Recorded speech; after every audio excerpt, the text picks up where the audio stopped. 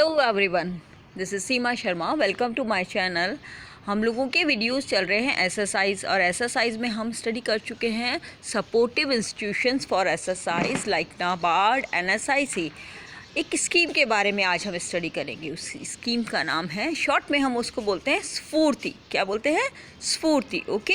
और इसका full form अगर किया जाए तो वो है scheme of fund for regeneration of traditional industries.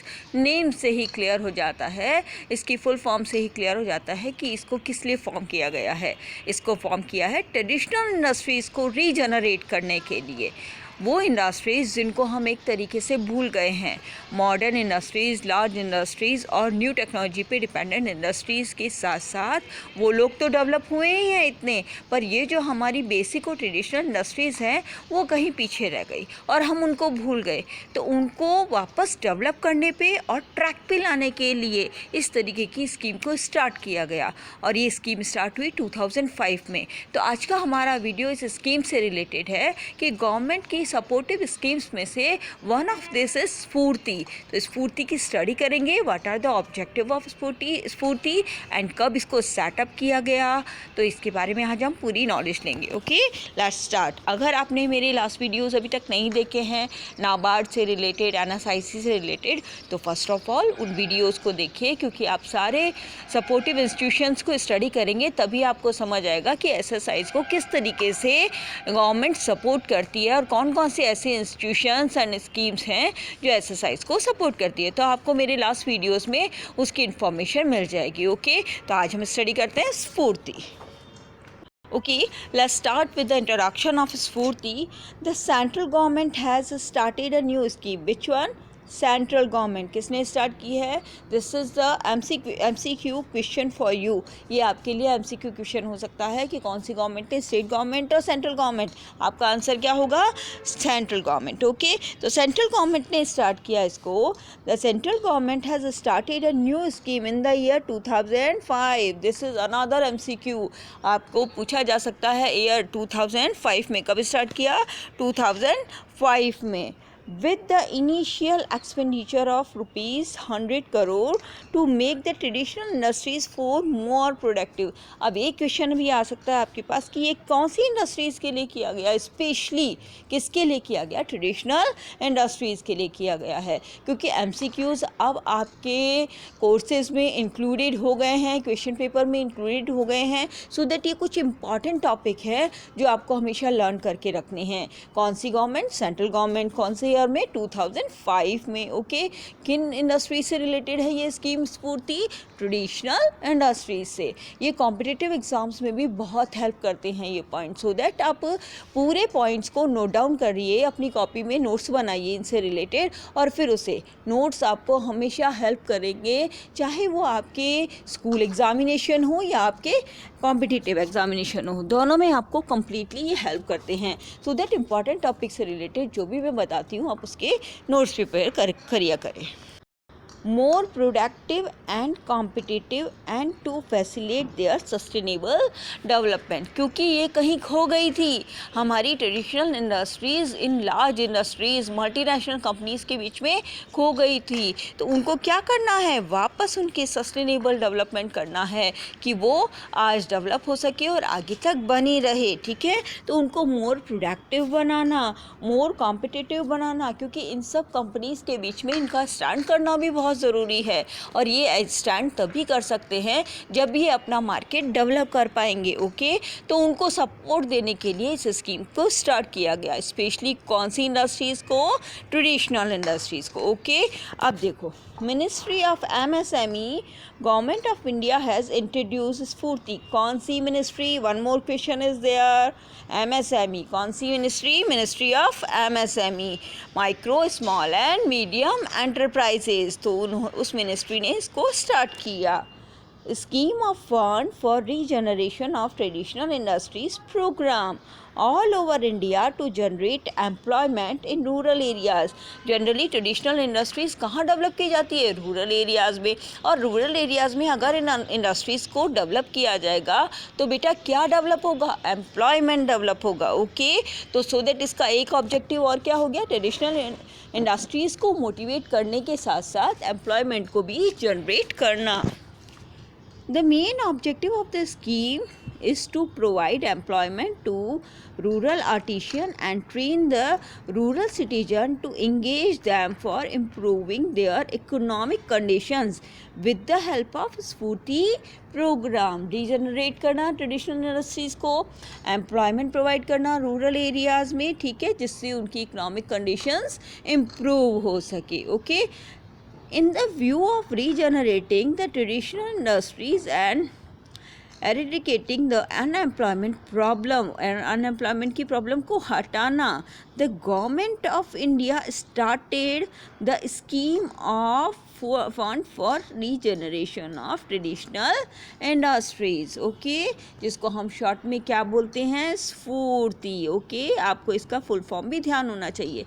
ये डायग्राम देखो, ये पिक्चर किसके लिए बनाई हुई है? कि खादी ग्रामोद्योग को भी स्पेशली स्फूर्ति स्कीम के अंडर ही डेवलप किया गया है। तो खादी ग्रामोद्योग किससे रिलेटेड है? खादी प्रोडक्शन से रिलेटेड है।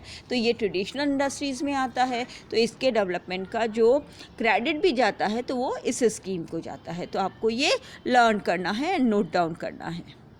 और साथ साथ जितनी भी MCQ से रिलेटेड क्वेश्चंस पुटअप हो सकते हैं, जैसे कब सेटअप हुई है? 2005 में सेटअप हुई। ओके, किस गवर्नमेंट से रिलेटेड है? सेंट्रल गवर्नमेंट से रिलेटेड है। ओके, इसका फ़ंड कितना है? 100 करोड़ का फंड है। कौन सी इंडस्ट्रीज से रिलेटेड है? ट्रेडिशनल इंडस्ट्रीज से रिलेटेड है।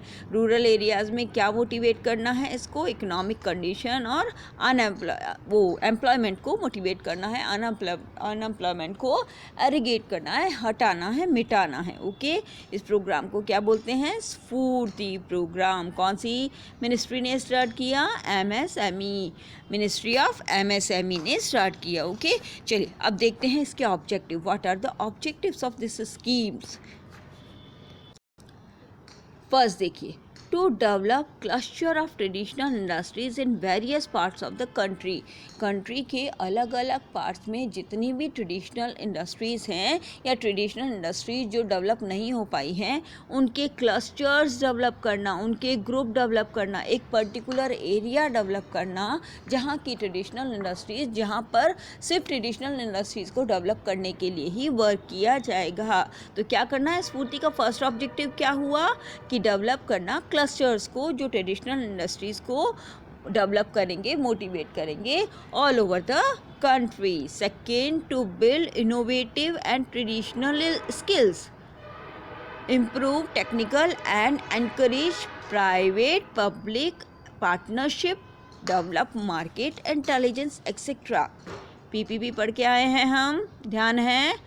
प्राइवेट और पब्लिक की पार्टनरशिप के साथ में जो बिज़नेस स्टार्ट किया जाता है that is called public private partnership, PPP। ठीक है, तो स्फूर्ति भी क्या करता है कि रूरल एरियाज़ में ट्रेडिशनल इंडस्ट्रीज़ को डेवलप करने के लिए किसकी हेल्प ले रहा है? PPP की हेल्प ले रहा है, प्राइवेट पब्लिक पार्टनरशिप की हेल्प ले रहा है। तो इनोवेटिव और ट्रेडिशनल स्किल्स को उनमें डेवलप करना और इम्प्रूव करना और ज़्यादा टेक्नोलॉजीज़ को, क्योंकि अगर टेक्नोलॉजी डेवलप नहीं करेंगे तो बेटा वो मार्केट में एग्जिस्ट नहीं कर पाएंगे। इसीलिए उनको टेक्नोलॉजी भी डेवलप करना, उनकी स्किल्स को और ज़्यादा ट्रेन करना, मोटिवेट करना बहुत ज़्यादा रिक्वायर्ड है। उनको इनोवेटिव आइडियाज़ डेवलप करने पड़ेंगे। इन सब के लिए क्या करता है? स्फूर्ति फंड देता है, स्फूर्ति हेल्प करता है। Okay, third one, to make traditional industries competitive, और ज़्यादा कॉम्पिटिटिव बनाना, प्रॉफिटेबल, प्रॉफिट अर्न करने की कैपेसिटी बनाना, एंड सस्टेनेबल, कि वो लंबे टाइम तक टिक सके और अपने आप को मार्केट में स्टैंड कर सके। इन सब चीज़ों को डेवलप करने का ऑब्जेक्टिव किसका है? स्फूर्ति का है। Fourth one, to create sustained sustain employment opportunities in traditional industries में एम्प्लॉयमेंट को भी जनरेट करना, ताकि ज़्यादा से ज़्यादा रूरल एरियाज़ में लोग, जितनी भी रूरल पीपल हैं, उन लोगों को वहाँ पर अपनी ट्रेडिशनल इंडस्ट्रीज़ के थ्रू एम्प्लॉयमेंट मिले।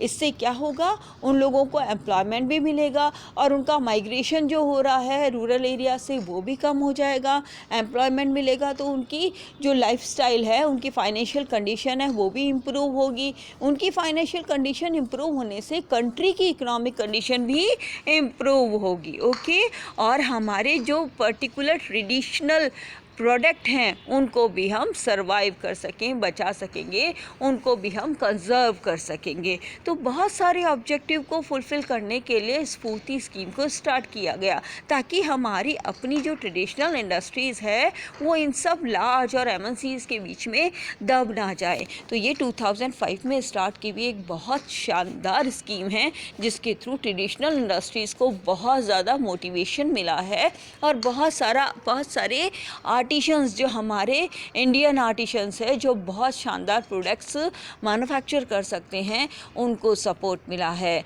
जो स्किल वर्क करते हैं, जो हैंडलूम वर्क करते हैं, उन लोगों को बहुत ज़्यादा सपोर्ट मिला है। तो ये हमने आज स्टार्ट किया स्फूर्ति स्कीम आपको समझ आ गया होगा। इसका एब्रीविएशन आपको लर्न करके रखना है। ओके, और ये टॉपिक बहुत इम्पॉर्टेंट है, बहुत बार पूछा भी जाता है, चाहे वो आपके कॉम्पिटिटिव एग्ज़ाम में हो, चाहे वो स्कूल एग्ज़ाम में हो। ओके, तो होप करती हूँ आपको वीडियो समझ आया होगा, कॉन्सेप्ट क्लियर हुआ होगा।